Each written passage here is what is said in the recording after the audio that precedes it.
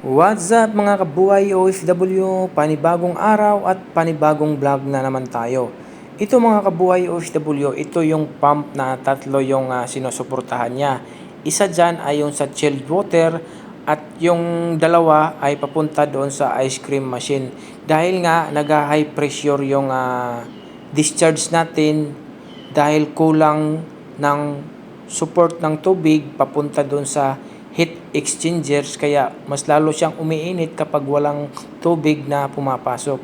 Kaya ang gagawin natin, yun nga kasi ang gagawin natin, bubuksan natin tong pump motor at makikita natin yung impeller.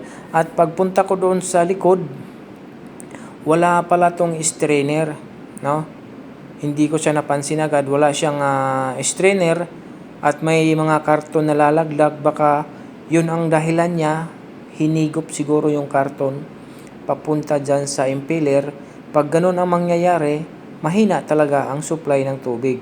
At ina nga, unti-unti ko na siyang inaanuhan ng plat para maano yung tubig konti. Pagkatapos naman natin dyan, pwede na natin ma-remove na natin yan, at makikita na natin yung impeller dyan.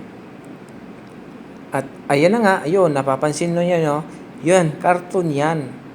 Yun ang problema niya, kaya mahina yung supply ng tubig papunta doon sa ice cream machine natin. Okay? Kaya ang gagawin natin dyan, i-back natin yung camera para makita nyo, kaysa naman mukha ko lang ang makikita nyo. Okay? Kaya ito na, para magkaalaman na at makikita nyo na kung anong pumasok doon sa impeller. Okay, let's do this! Charan! Tagal naman ito. Tagal mo naman. Salita ka ng salita dyan. I-back mo na para makita na namin. Mambihira naman tong vlogger na to. Itong vlogger, tong pasaway. Sige na, yan mo na. Ayan, yan yung mga kabuhay OFW. At yun na nga, aanuhin natin ng plat yan. Susungkitin natin ng plat.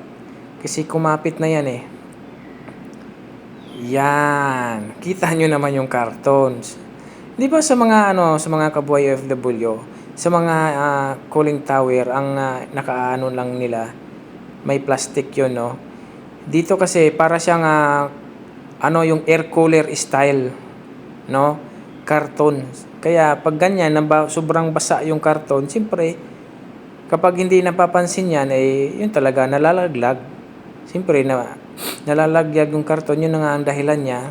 Tapos wala pang strainer, at yun, pasok sa impeller.